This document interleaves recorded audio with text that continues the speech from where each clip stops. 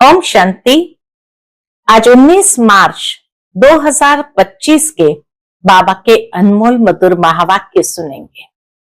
आज की मुरली में बाबा हम बच्चों को धारणा युक्त बातें बताते हैं, क्योंकि बाबा कहे बच्चे तुम्हें जीते जी इस पुरानी दुनिया से मर जाना है, और जब जीते जी मर जाना है तो उसके लिए कौन सा अभ्यास करना होगा।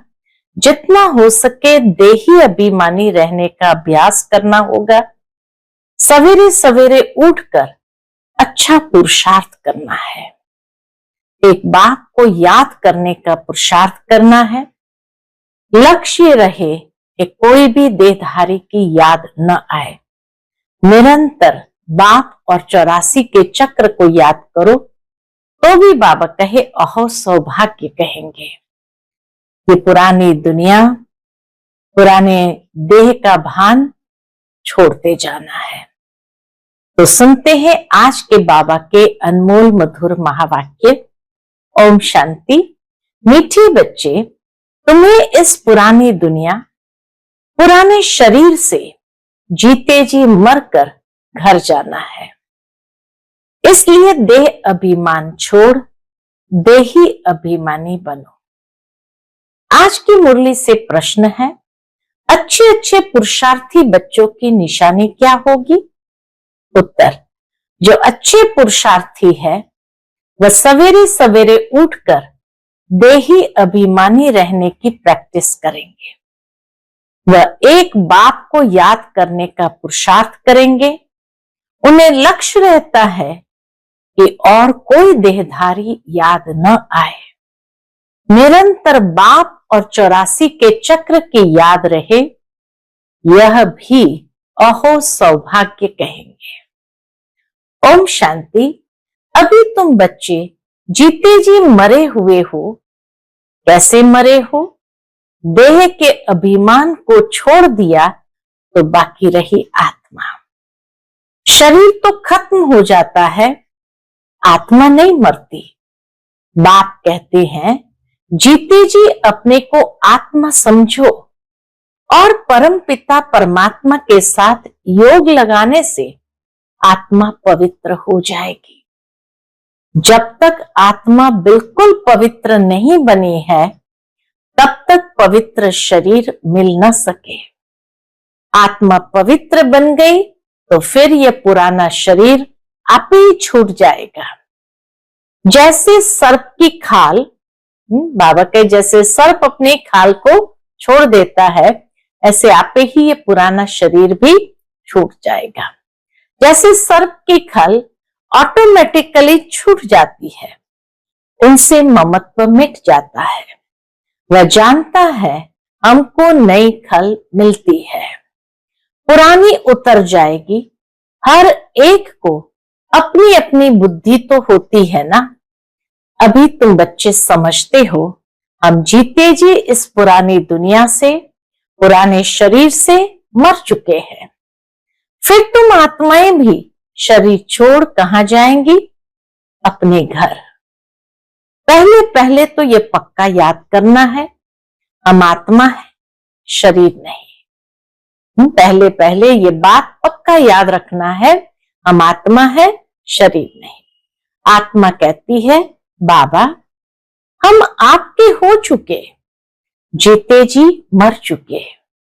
ये आत्मा का बाबा से वार्तालाप है कि बाबा हम आपके हो चुके, जीते जी मर चुके हैं। अब आत्मा को फरमान मिलता है।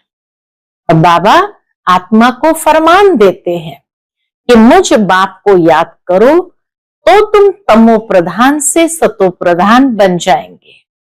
यह याद का अभ्यास पक्का चाहिए। आत्मा कहती है बाबा आप आए हैं तो हम आपके ही बनेंगे। आत्मा मेल है न कि फीमेल।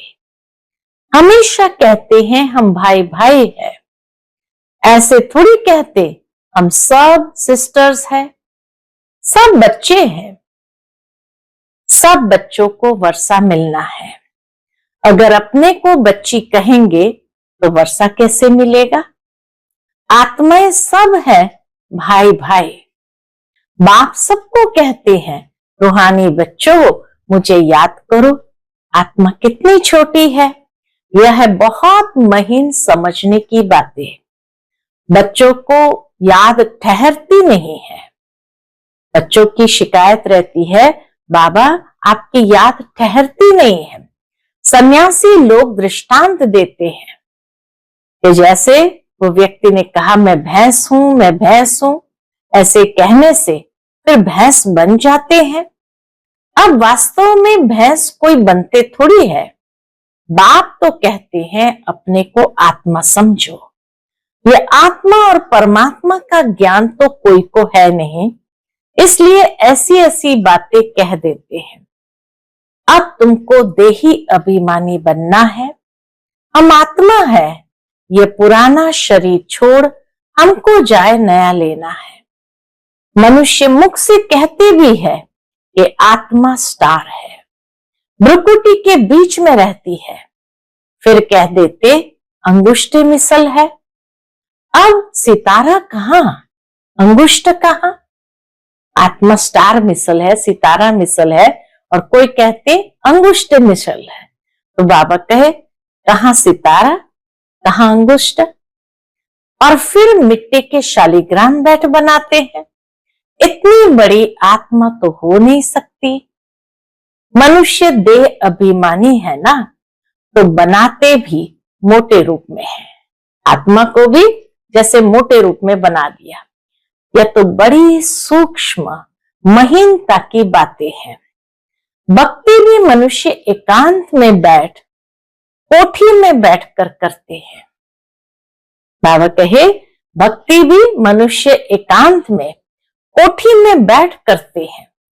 तुमको तो गृहस्थ व्यवहार में, धंधे आदि में रहते हुए बुद्धि में यह पक्का करना है, हम आत्मा है। एकांत में बैठ हमें अभ्यास करना है, हम आत्मा है। बाप कहते हैं मैं तुम्हारा बाप भी इतनी छोटी बिंदु हूं। ऐसे नहीं कि मैं बड़ा हूं, मेरे में सारा ज्ञान है। आत्मा और परमात्मा दोनों एक जैसे ही है, सिर्फ उनको सुप्रीम कहा जाता है। ये ड्रामा में नोंद है। बाप कहते मैं तो अमर हूं। मैं अमर न होता तो तुमको पावन कैसे बनाऊं, तुमको स्वीट चिल्ड्रन कैसे कहूं? आत्मा ही सब कुछ करती है, बाप आकर देही अभिमानी बनाती है। इसमें ही मेहनत है। बाप कहते मुझे याद करो और कोई को याद न करो। योगी तो दुनिया में बहुत है।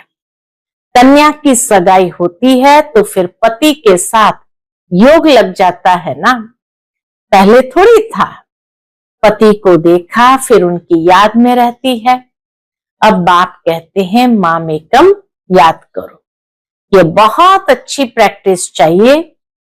जो अच्छे अच्छे पुरुषार्थी बच्चे हैं वह सवेरे सवेरे उठकर देही अभिमानी रहने की प्रैक्टिस करेंगे।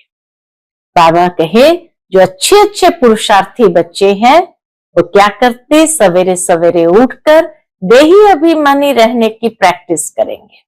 भक्ति भी सवेरे करते हैं ना, अपने अपने इष्ट देव को याद करते हैं। हनुमान की भी कितनी पूजा करते हैं, लेकिन जानते कुछ भी नहीं। बाप आकर समझाते हैं तुम्हारी बुद्धि बंदर मिसल हो गई है, अब फिर तुम देवता बनते हो। अब यह है पतित तमो प्रधान दुनिया, अभी तुम आए हो बेहद के पाप पास। मैं तो पुनर्जन्म रहित हूं। ये शरीर इस दादा का है। बाबा कहे ये शरीर भी इस दादा का है। मेरा कोई शरीर का नाम नहीं, मेरा नाम ही है कल्याणकारी शिव। तुम बच्चे जानते हो शिव बाबा कल्याणकारी आकर नरक को स्वर्ग बनाते हैं, कितना कल्याण करते हैं। नरक का एकदम विनाश करा देते हैं। प्रजापिता ब्रह्मा द्वारा अभी स्थापना हो रही है। यह है प्रजापिता ब्रह्मा मुख वंशावली। चलते फिरते एक दो को सावधान करना है, मन मना भव। बाप कहते हैं मुझे याद करो तो विकर्म विनाश होंगे। पतित पावन तो बाप है ना। उन्होंने भूल से भगवान वाच के बदले से कृष्ण भगवान वाच लिख दिया है। भगवान तो निराकार है, उनको परमपिता परमात्मा कहा जाता है। उनका नाम है शिव। शिव की पूजा भी बहुत होती है। शिव काशी कहते रहते हैं। भक्ति मार्ग में अनेक प्रकार के नाम रख दिए हैं। कमाई के लिए अनेक मंदिर बनाए हैं। असली नाम है शिव। फिर सोमनाथ रखा है। सोमनाथ सोम रस पिलाते हैं, ज्ञान धन देते हैं। फिर जब पुजारी बनते हैं तो कितना खर्चा करते हैं उनके मंदिर बनाने पर, क्योंकि सोम रस दिया है ना। सोमनाथ के साथ सोमनाथिनी भी होगी। यथा राजा रानी तथा प्रजा, सब सोमनाथ सोमनाथिनी है। तुम सोनी दुनिया में जाते हो, वहां सोने की ईंटें होती है, नहीं तो दीवारें आदि कैसे बने।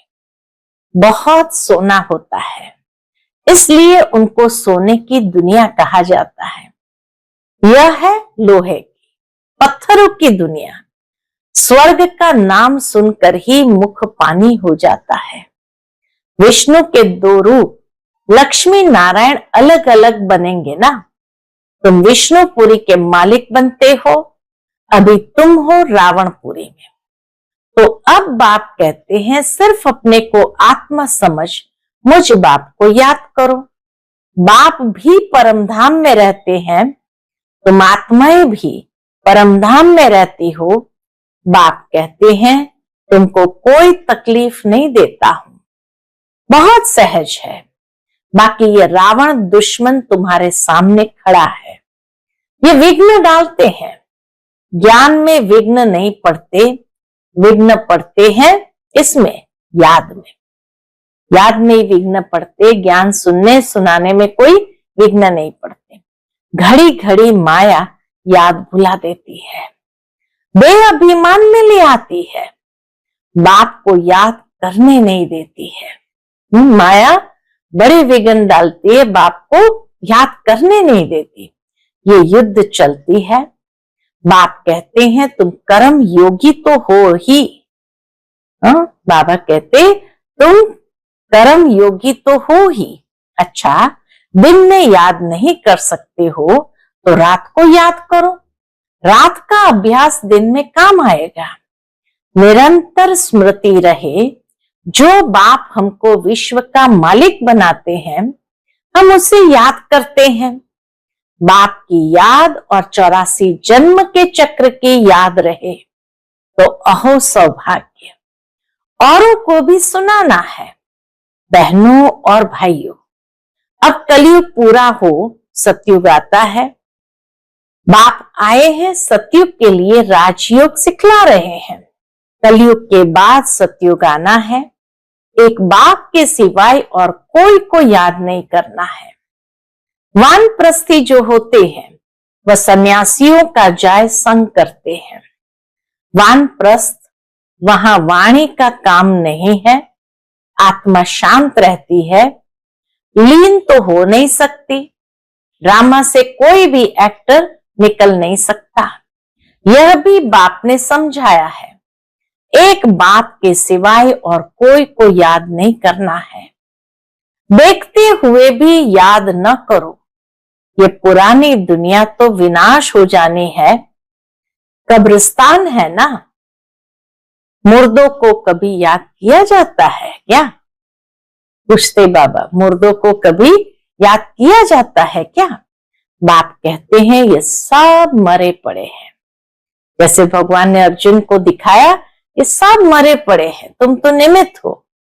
तो ऐसे ही बाबा कहे ये सब मरे पड़े हैं, मैं आया हूं पतितों को पावन बनाए ले जाता हूं। यहां ये सब खत्म हो जाएंगे। आजकल बॉम्ब्स आदि जो भी बनाते हैं बहुत तीखे तीखे बनाते रहते हैं। कहते हैं यहां बैठे जिस पर छोड़ेंगे उस पर ही गिरेंगे। इतनी टेक्नोलॉजी साफ हो गई है, बैठे बैठे एक जगह से कमांड देंगे यहां जाकर के ये गिरना चाहिए तो वहां पर ही गिरेंगे। ये नूंद है। फिर से विनाश होना है। भगवान आते हैं, नई दुनिया के लिए राजयोग सिखला रहे हैं। यह महाभारत लड़ाई है जो शास्त्रों में गाई हुई है। बरोबर भगवान आए हैं स्थापना और विनाश करने। चित्र भी क्लियर है।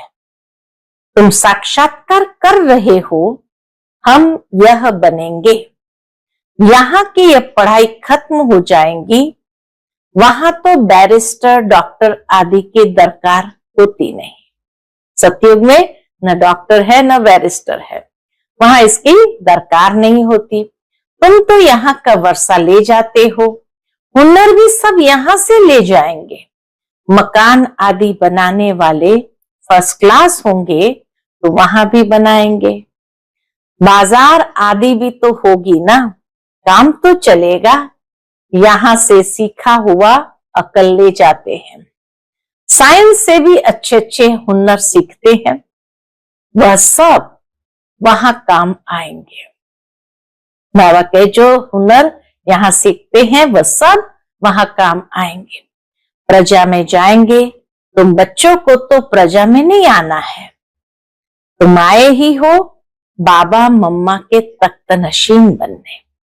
इतना बाबा हमें ऊंचा सम्मान देते हैं कि तुम्हें प्रजा नहीं बनना है, तुम आए हो बाबा मम्मा के तख्त नशीन बनने। बाप जो श्रीमत देते हैं उस पर चलना है। फर्स्ट क्लास श्रीमत तो एक ही देते हैं, कौन सी? कि मुझे याद करो। कोई का भाग्य अनायास भी खुल जाता है, कोई कारण निमित्त बन पड़ता है। कुमारियों को भी बाबा कहते हैं शादी तो बर्बादी हो जाएंगी, इस गटर में मत गिरो। क्या तुम बाप का नहीं मानेंगे? बाबा कहे क्या तुम बाप का नहीं मानेंगे? स्वर्ग की महारानी नहीं बनेंगे? अपने साथ प्रण करना चाहिए कि हम उस दुनिया में कभी नहीं जाएंगे, उस दुनिया को याद भी नहीं करेंगे।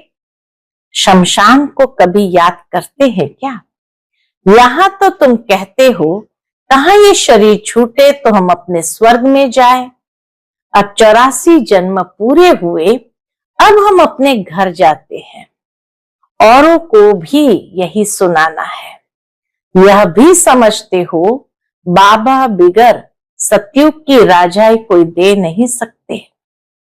इस रथ को भी कर्म भोग तो होता ही है ना। बाबा कहे इस रथ को भी, ब्रह्मा बाबा के शरीर में भी कर्म भोग तो होता है ना। बाप दादा की भी आपस में कभी कभी रूरियान चलती है। क्या रूरियान चलती है? ये बाबा कहते हैं बाबा आशीर्वाद कर दो। ब्रह्मा बाबा शिव बाबा से कहते हैं बाबा आशीर्वाद कर दो। खांसी के लिए कोई दवाई करो या छू मंत्र से उड़ा दो। कहते हैं तो शिव बाबा क्या कहते हैं? नहीं, ये तो भोगना ही है। यह तुम्हारा रथ लेता हूं, उसके एवज में तो देता ही हूं, बाकी यह तो तुम्हारा हिसाब किताब है। तुम्हारा हिसाब किताब तो तुमको ही चुकता करना होगा। यानी ब्रह्मा बाबा को भी बाबा ने कोई आशीर्वाद दे करके छू मंत्र नहीं किया हिसाब किताब को, तो बाकी और किसको करेंगे? अंत तक कुछ न कुछ होता रहेगा। ब्रह्मा बाबा को भी कहा शिव बाबा ने अंत तक कुछ न कुछ होता रहेगा। तो मैं आशीर्वाद करूं तो सब पर करना पड़े, क्योंकि शिव बाबा के लिए तो सब बच्चे एक समान है। तो इसीलिए शिव बाबा ब्रह्मा बाबा से कहे तुम्हें आशीर्वाद करूं तो सब पर करना पड़े। आज यह बच्ची यहां बैठी है, कल ट्रेन में एक्सीडेंट हो जाता है, मर पड़ती है, बाबा कहेंगे ड्रामा। ऐसे थोड़ी कह सकते हैं कि बाबा ने पहले क्यों नहीं बताया। ऐसा कायदा नहीं है। मैं तो आता हूं पतित से पावन बनाने। बाबा का धंधा ही है पतितों को पावन बनाना। ये बतलाने थोड़ी आया हूं। ये हिसाब किताब तो तुमको अपना चुकतू करना है। इसमें आशीर्वाद की बात नहीं। इसके लिए जाओ सन्यासी के पास। बाबा के आशीर्वाद चाहिए तो जाओ सन्यासियों के पास। बाबा तो बात ही एक बताते हैं। बाबा तो बात ही एक बताते हैं। मुझे बुलाया ही इसलिए है कि हमको आकर नर्क से स्वर्ग में ले जाओ।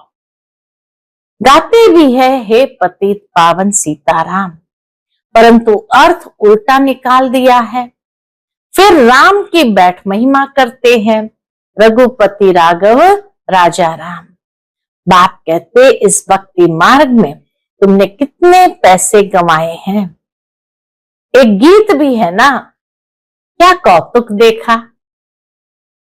उस समय का एक गीत होगा, क्या कौतुक देखा, देवियों की मूर्तियां बनाए पूजा कर फिर समुद्र में डुबो देते हैं। अब समझ में आता है कितने पैसे बर्बाद करते हैं। फिर भी यह होगा।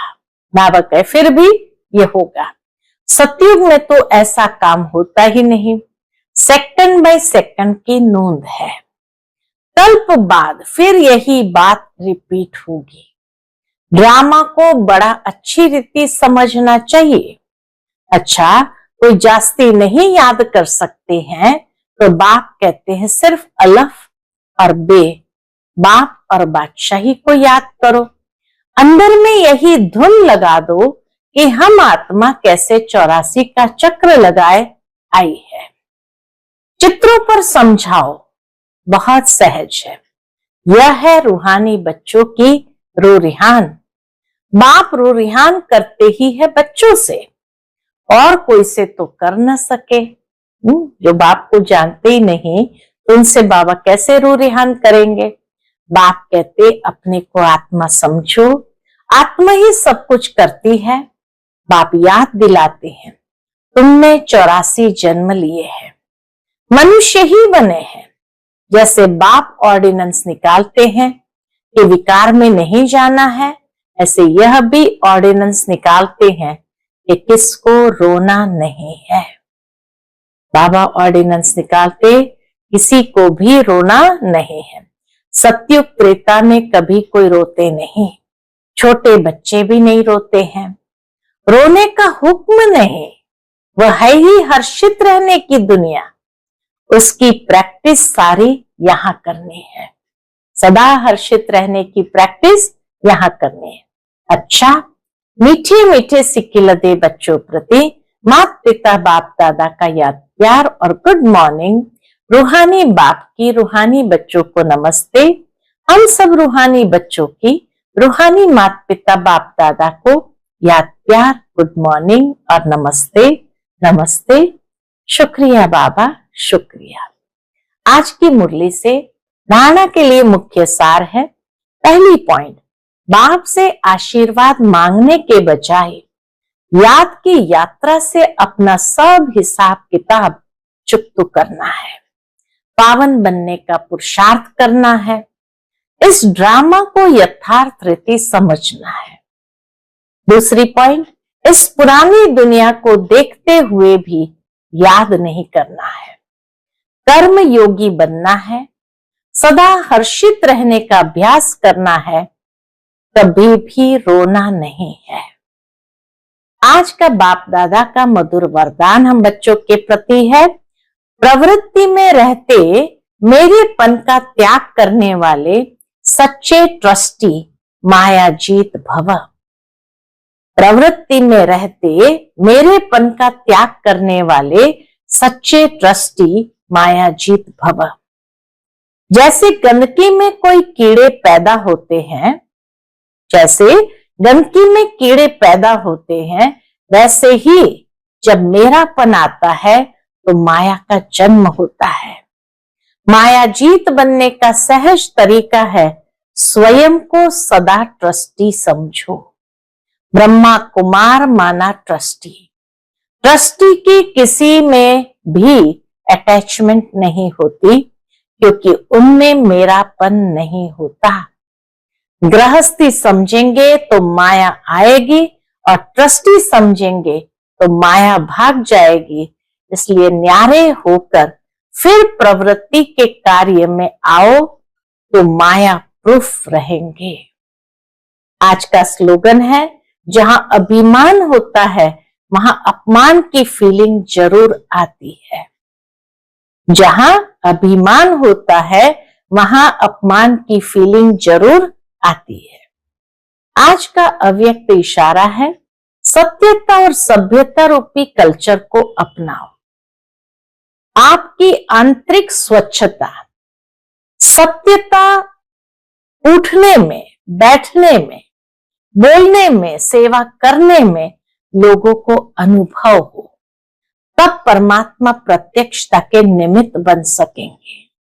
इसके लिए पवित्रता की क्षमा सदा जलती रहे, जरा भी हलचल में न आए। जितना पवित्रता की क्षमा अचल होगी उतना सहज सभी बाप को पहचान सकेंगे। अच्छा, ओम शांति।